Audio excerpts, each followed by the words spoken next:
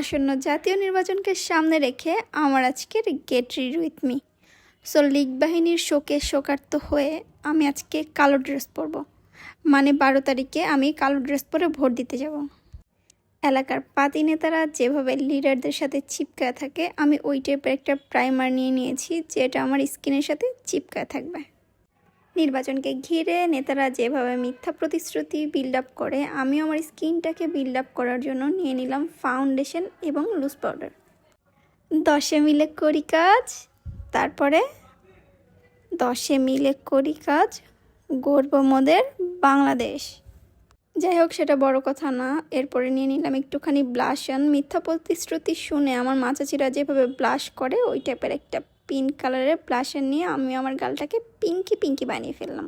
নাসিরুদ্দিন পাটোয়ারির চোখা চোখা কথার মতো আমিও কন্ট্রোল দিয়ে আমার গাল এবং চিকটাকে একটু করে শার্প করে নিলাম, অথবা চোখা করে নিলাম।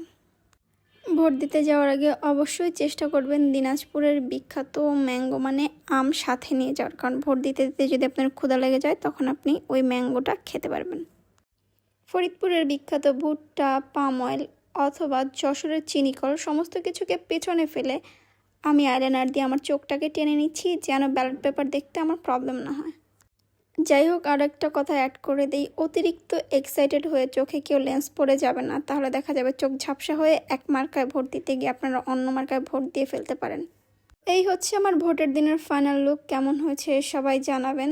সো ফাইনালি যেটা বলতে চাই সেটা হচ্ছে জয় বাংলা, জিতবে এবার ধানের শীষ, দাঁড়িপাল্লা মার্কায় ভোট দিন। সো ভোটের দিন কে কী পরে ভোট দিতে যাচ্ছেন সেটা অবশ্যই জানাবেন। পারলে কে কোন মার্কায় ভোট দিবেন সেটাও জানাবেন। সো শত শত দুষ্টুমি, ফাইজলামি, ইত্রামি এক্সেট্রার মধ্যে একটা সিরিয়াস কথা বলি, সেটা হচ্ছে দেশের একজন সচেতন নাগরিক হয়ে ভোট দিতে অবশ্যই যাবেন এবং হ্যাঁ ভোটে ভোট দিবেন।